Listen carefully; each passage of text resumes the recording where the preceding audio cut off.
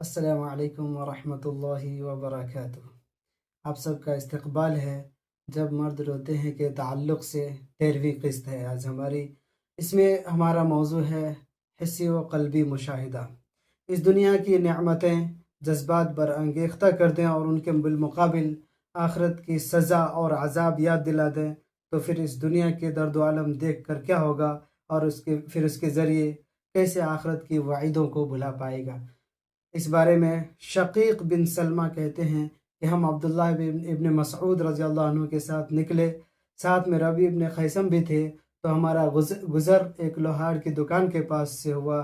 تو وہ وہاں رک گئے اور اس لوہے کو دیکھنے لگے کہ کیسے اس بھٹی میں اس کو تپایا جا رہا ہے، گرمایا جا رہا ہے، اور پھر وہ جھک گئے اور اتنا جھک گئے کہ گرنے ہی والے تھے۔ پھر عبداللہ نے اسی حالت میں آگے بڑھے اور فرات کے کنارے ایک بھٹی پر پہنچے۔ جب اس سے آگ کے انگارے نکلتے ہوئے دیکھے تو قرآن کی آیت کو انہوں نے تلاوت کیا، جس کا ترجمہ ہے کہ جب وہ انہیں دور سے دیکھیں گے تو یہ اس کا غصے سے بھپرنا اور دہاڑنا سنیں گے، اور جب یہ جہنم کے کسی تنگ جگہ میں مشقیں کس کر پھینک دیے جائیں گے تو وہاں اپنے لیے موت ہی موت پکاریں گے۔ ربیع یہ سن کر چیخ پڑے اور بے ہوش ہو کر گر گئے۔ پھر ہم انہیں اٹھا کر لائے اور کہتے ہیں کہ عبداللہ ظہر تک ان کے پاس رہے مگر انہیں ہوش نہیں آیا۔ پھر مغرب تک انہوں نے انتظار کیا، تب جا کر ہوش آیا۔ یہ قرآن پاک کے تعلق سے ان کے دل میں اس قدر احساسات پیدا ہو گئے تھے کہ وہ قرآن پاک کی آیتوں کو غور کر کے اور ان میں جو جہنم کا تذکرہ ہے ان چیزوں کے دنیا میں دیکھ کر اتنا زیادہ گھبرا جاتے تھے، ڈر جاتے تھے کہ روتے تھے، یہاں تک کہ لوہار کی بھٹی کو دیکھ کر، آگ کے انگارے کو دیکھ کر ان کو جہنم یاد آ جایا کرتے تھے اور وہ روتے تھے اور آنسو بہاتے تھے۔ اور رونا اور بلکنا اسی طرح نہیں کہ ایک آدھ آنسو ٹپک گئے یا چہرے اداس ہو گئے، بلکہ ان کے آنسو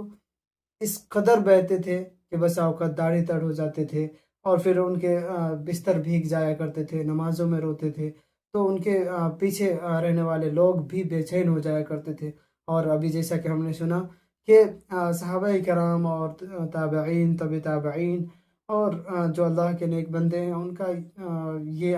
دیکھنے کو ملا ہے بسا اوقات کہ وہ روتے روتے بے ہوش ہو جایا کرتے تھے اور گر جایا کرتے تھے۔ قرآن پاک کے تعلق سے ایک بات اور بھی اہم ہے کہ اہل کتاب، جن لوگوں کے دل نے حقیقت سے انکار نہیں کیا اور وہ پروپیگنڈوں کے شکار نہیں ہوئے، ان لوگوں کو بھی دیکھا گیا ہے کہ قرآن پاک کی آیتیں ان کے اوپر اثر انداز ہوتے ہیں، اور پھر اللہ تعالیٰ ان کے لیے ہدایات کے دریچے بھی کھول دیتے ہیں، جس سے نفس مطمئن ہو جاتے ہیں اور وہ جان لیتے ہیں کہ یہ اللہ کا نازل کردہ کلام ہے۔ تو ان کے لیے راہ سے بھٹکنے کی کوئی گنجائش نہیں ہے، کیونکہ ہدایت کی طرف رہنمائی کرنے والی نور کی کرنیں پھوٹ رہی ہوتی ہیں۔ اسی طریقے سے نجاشی کا جو واقعہ بڑا ہی مشہور ہے، ام سلمہ رضی اللہ تعالی عنہ ہجرت کے بارے میں بیان کرتی ہیں کہ نجاشی نے کہا کہ تم نے کچھ اپنے ساتھ لے کر آیا ہے؟ تو اس سے پہلے ہی اپنے عیسائی علماء کو بلوا کر اپنے ارد گرد جو ہے صحائف رکھوا دیے، اور اس پر جعفر رضی اللہ تعالی عنہ نے جواب دیا، ہاں سورہ مریم کی کچھ آیتیں ہم نے لے کر آئی ہیں، اور انہوں نے تلاوت کی، اور یہ سن کر نجاشی رونے لگا، یہاں تک کہ ان کی داڑھی تر ہو گئی۔ اور یہاں پر ایک بات بڑا ہی قابل غور ہے کہ نجاشی جو ہے وہ اس وقت مسلمان نہیں تھا، اس کے باوجود قرآن پاک کی آیتیں کس طرح ان کے اوپر اثر انداز ہوئی کہ وہ رونے لگے۔ اور پھر اتنا ہی نہیں، صرف وہ نہیں روئے بلکہ ان کے ساتھ جو پادری لوگ تھے وہ بھی رونے لگے، اور ان کے اوپر قرآن کے آیتوں کے یہ اثر قرآن کے آیتوں کے اثر ہوا۔ پھر اس کے بعد ان کی داڑھیاں بھی تر ہو گئی، اور پھر بولا، یقیناً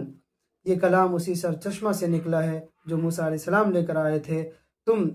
سفر ہدایت جاری رکھو، اللہ کی قسم میں انہیں واپس نہیں کروں گا اور تمہاری آنکھوں کو ٹھنڈک نہیں پہنچاؤں گا۔ پھر وہ دونوں اس کے پاس سے نکل گئے۔ تو نجاشی نے جو ہے دشمنوں کے حوالے بالکل ہی نہیں کیا حضرت جعفر رضی اللہ عنہ اور جو دیگر صحابہ کرام ہجرت کر کے گئے تھے حبشہ کی طرف۔ اور پھر یہ واقعہ جو بڑا مشہور ہے جو ہم لوگوں نے سنا ہے، رشتہ داروں کی نافرمانیوں کے تعلق سے قرآن پاک میں اور بعض واقعات میں جن میں سب سے اول درجہ والدین کا ہے، اور جس کے بارے میں آج ہم ذکر کریں گے۔ اور ہمارے جو اقربا ہیں، اہل خانہ اور رشتہ دار ہیں، جن کے ساتھ ہم ایک لمبا وقت گزار کر ہر خوشی اور غم کے ساتھ اور زندگی سے تعلق اور تمام معاملات جن کی یاد ہمیشہ باقی رہے گی، ہماری راتوں کی گفتگو کو دلچسپ بناتے رہتے ہیں، ہر مسئلہ میں دلچسپی ہونا اور ہر چیز میں مدد کے لیے آگے آنا، پھر اس مدت کو گزر جانے کے بعد ضرب و بکا کا سلسلہ شروع ہوتا ہے۔ حقیقت تو یہ ہے کہ موت سے پہلے ان پر جوش و احساس و جذبات کی کوئی قیمت نہیں ہے، جبکہ غم کا بہت بڑا اثر ہے جو کہ رشتہ داروں کو ایک بڑا گناہ کرنے پر مجبور کرتا ہے، جس کی وجہ سے ان کے رشتہ داروں کی قبروں کو برے انجام کا سامنا پڑتا ہے۔ کیا ہمارے اس طرح کے جذبات اور احساسات اپنے رشتہ داروں کے لیے نازک لمحات سے پہلے درست ہیں؟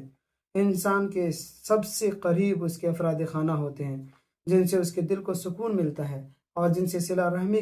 کی وجہ سے اللہ رب العالمین اس کو قریب رحمت کرتا ہے۔ ان کو خوش کرنے کے لیے، وہ ان کی ضرورتوں کو پورا کرنے کے لیے سب کچھ خرچ کرتا ہے، اور اس حق کی وجہ سے جو اللہ کے اس پر ہیں کسی قیمت پر بھی راضی نہیں ہوگا۔ رشتہ داروں کے لیے ڈالا ہے، جو انسان اپنے رشتہ داروں کے حق میں اپنا کچھ کرتا ہو، وہ شخص کہ اس کا رشتہ دار اللہ کی کسی نافرمانی میں مبتلا ہو یا اللہ کی کسی حدود کی مخالفت کر رہا ہو، ورنہ اس کی محبت افراد خانہ سے سچی نہیں ہوگی۔ یعنی انسان جب اپنے اہل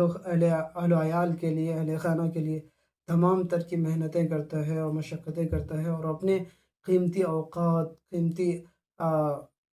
اثاثہ اور دولتوں کو خرچ کرتا ہے، اپنی صحت کو خرچ کرتا ہے، صرف اور صرف اپنے اور اقربا کے لیے اور رشتہ داروں کے لیے، اور ان کے اوپر تمام طرح کی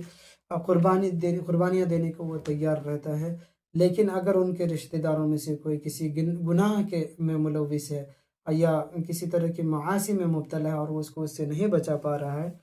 تو یہ اس سے کافی بڑا جرم ہے، اس کا کوئی بدلہ نہیں اور کوئی حساب نہیں، اور ان کی اس محبتوں کا کوئی بھی فائدہ نہیں جو دنیاوی زندگی کا ہے، اور ان کے لیے جتنا کچھ بھی چاہے کر دے انسان، اس کا جو ہے کوئی صلہ ملنے والا نہیں ہے اگر ان کو گناہوں سے نہیں بچا پا رہا ہے۔ تو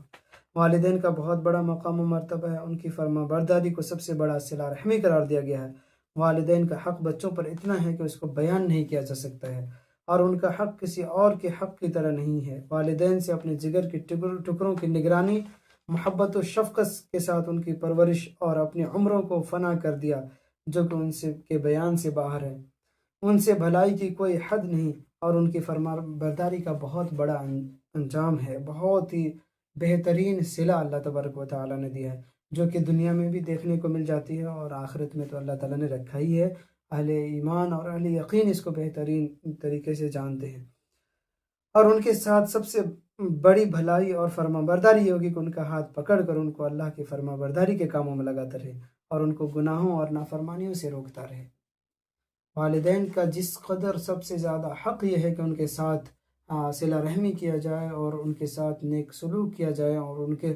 نیک برتاؤ، ان کی خدمت کی جائے، ان کی فرما برداری کی جائے، اسی درجہ ان کو معاصی سے بچانا اور اللہ کے قریب بلانا بھی یہ ذمہ داری بن جاتی ہے۔ صرف دنیاوی ضرورتوں کو پوری نہ کرنا بلکہ اخروی ضرورت کو بھی پوری کرنا۔ جو رشتہ دار الاقرب فالاقرب ہیں، ان کے تعلق سے جو ہے ان کو اسی طریقے سے دعوت دینا، اللہ کے قریب کرنا، گناہوں سے بچانا، امر بالمعروف اور نہی عن المنکر اپنے رشتہ داروں کے ساتھ کرنا، تعلقات کے بنیاد پر بھی ترتیب، یہ بھی ضروری ہے۔ اگر یہ نہیں ہے اور تمام طرح کی صلہ رحمی کر رہا ہے تو وہ اس کے لیے جنت میں جانے سے رکاوٹ بن سکتا ہے اور جہنم کا فیصلہ ہو سکتا ہے، واللہ اعلم۔ حضرت عمر نے ایک آدمی کو دیکھا جو اپنی ماں کو کندھوں پر لے کر اسے خانہ کعبہ کا طواف کروا رہا۔ اس نے پوچھا، عمر کیا تمہیں لگتا ہے کہ میں نے اپنی ماں کا حق ادا کر دیا؟ تو وہاں پر حضرت عمر نے جواب دیا، نہیں، ابھی تو نے ایک جھٹکے کا بدلہ بھی نہیں دیا ہے جو تمہاری ماں نے تمہارے خاطر جھیلے ہیں، لیکن تم نے بہت اچھا کیا، تمہیں اللہ تعالیٰ اس کا بہترین بدلہ دے۔ خانہ کعبہ کا خود طواف کرنا بہت بڑا عمل ہے، بہت بڑا ثواب ہے۔ اللہ تعالیٰ ان بندوں کو محبت کی نگاہ سے دیکھتا ہے، اور خود اس کا طواف کرنا اور پھر اپنے والدین کو کروانا اور اس پر بھی اپنے کندھے پر لے کر، یہ کتنا عظیم کام ہے، لیکن اس کے باوجود بھی ان کا اتنا بڑا مرتبہ ہے کہ اس کے ایک گھونٹ کا بھی بدلہ نہیں ہے ہم لوگ چکا پائیں گے اتنا بھی کر کر۔ حضرت ابو ہریرہ رضی اللہ عنہ سے روایت ہے، وہ فرماتے ہیں کہ میں اپنی ماں کو اسلام کی دعوت دیا کرتا تھا جب کہ ابھی وہ شرک کی حالت میں تھی۔ ایک دن میں نے ان کو اسلام کی دعوت دی تو انہوں نے میرے سامنے محمد صلی اللہ علیہ وسلم کو برا بھلا کہا، تو میں نے ناپسند کیا اور میں حضور صلی اللہ علیہ وسلم کے پاس چلا گیا اور کہا، اے اللہ کے رسول، میں اپنی ماں کو اسلام کی دعوت دیتا ہوں تو وہ انکار کر دیتی ہے، لیکن جب میں آج ان کی دعوت دی تو انہوں نے آپ کے بارے میں برا بھلا کہا، تو آپ اللہ سے دعا کریں کہ وہ حضرت ابو ہریرہ رضی اللہ عنہ کی ماں کو ہدایت دے۔ تب رسول اللہ صلی اللہ علیہ وسلم نے ارشاد فرمایا، اے اللہ ابو ہریرہ کی ماں کو ہدایت دے۔ اللہ کے نبی صلی اللہ علیہ وسلم کا یہ دعا کرنا تھا کہ جب وہ گھر واپس آئے تو دیکھا کہ ان کی ماں نے ان کو کہا کہ دروازہ بند ہے، تم ابھی باہر رہو، اور پھر اس کے بعد ابو ہریرہ سے کہا کہ میں غسل کر رہی ہوں، اور اس کے بعد جب وہ پاک ہو کر آئی اپنی چادر اوڑھی اور جلدی سے دوپٹہ اوڑھا اور دروازہ کھولا اور کہا، اے ابو ہریرہ، میں گواہی دیتی ہوں کہ اللہ کے سوا کوئی حقیقی معبود نہیں، اور میں گواہی دیتی ہوں کہ محمد صلی اللہ علیہ وسلم اللہ کے بندے ہیں۔ تو حضرت ابو ہریرہ رضی اللہ تعالیٰ عنہ نے جو فرما برداری کی، جو صلہ رحمی کی، یہ سب سے بڑی فرما برداری ہے اور سب سے بڑا صلہ رحمی ہے۔ اور میں نے کہا تب ہم نے رسول اللہ صلی اللہ علیہ وسلم سے کہا کہ اللہ کے رسول خوش ہو جائیے، اللہ نے آپ کی دعا کو قبول کر لیا، اللہ نے میری ماں کو ہدایت دے دی، حمد و ثنا کی۔ تب میں نے کہا، اے اللہ کے رسول، اللہ سے دعا کیجیے کہ وہ مجھ کو اور میری ماں کو اپنے تمام مومن بندوں کے نزدیک محبوب بنا دے، ان کو ہمارے نزدیک محبوب بنا دے۔ تب اللہ کے رسول صلی اللہ علیہ وسلم نے میرے لیے دعا کی، اللہم حبب عبیدک ھذا یعنی ابا حریرہ وامہ الی عبادک المؤمنین وحبب المؤمنین الیہم، اور کہا کہ اللہ تو جو ہے حضرت ابو ہریرہ کو اور ان کی ماں کو تمام مومنین کے نزدیک محبوب بنا دے اور ان کا محبوب ان کو بنا دے۔ تو اللہ تبارک و تعالیٰ نے ان کو یقیناً تمام مسلمانوں کے نزدیک، مومنین کے نزدیک محبوب بنا دیا۔ حضرت ابو ہریرہ رضی اللہ تعالیٰ عنہ کا نام کون ایسا مسلمان ہوگا جس نے نہیں سنا ہوگا؟ کتنی ساری احادیث ہیں ان کی جو انہوں نے روایت کی، اور ہر دنوں رات لوگ سنتے رہتے ہیں، ان کا نام لیتے رہتے ہیں، اور ذکر گویا کہ بار بار ان کا نام کا تذکرہ ہوتے رہتا ہے۔ آپ کو کیا لگتا ہے کہ کتنے ایسے افراد خانہ ہیں جن کے مسئلہ میں غور و فکر کرنے، ان کی درستگی پر خوش ہونے اور ان کی برائی میں مبتلا ہونے کی وجہ سے غم کرنے کی ضرورت ہے، اور ہمیں اپنے آپ کو کتنا رونے کی ضرورت ہے جس کی کوتاہیوں کا ہمیں بخوبی علم ہے۔ تو ہمارے جو بہت سارے رشتہ دار ہیں جو طرح طرح کی برائیوں میں، گناہوں میں ملوث ہوتے ہیں، اس کے باوجود ہم ان سے بے بہرہ رہتے ہیں، بے خبر رہتے ہیں، نہ تو ان چیزوں کو ہاتھ سے روک پاتے ہیں، نہ تو دل سے برا مانتے ہیں، اور نہ تو زبان سے روک پاتے ہیں، اور نہ تو دل سے برا مانتے ہیں، جو کہ ایمان کا سب سے ادنا درجہ ہے۔ تو اگر ہم اپنے رشتہ داروں کے ساتھ بھلائی اور خیر خواہی چاہتے ہیں تو ضروری ہے کہ ہم ان کے ساتھ صلہ رحمی اس طریقے سے کریں کہ ان کو اللہ کے نزدیک کر دیں، اور ہماری آج کی قسط یہیں پر مکمل ہوتی ہے۔ اللہ تعالیٰ ہم سبوں کو عمل کرنے کی توفیق عطا فرمائیں، اور اس ویڈیو کو تمام لوگوں تک پہنچائیں، اور اس کو لائک، شیئر اور پسند آیا تو کمنٹ بھی کریں۔ اللہ تعالیٰ آپ کو بہترین بدلہ عطا فرمائے۔ وآخر دعوانا الحمد للہ رب العالمین۔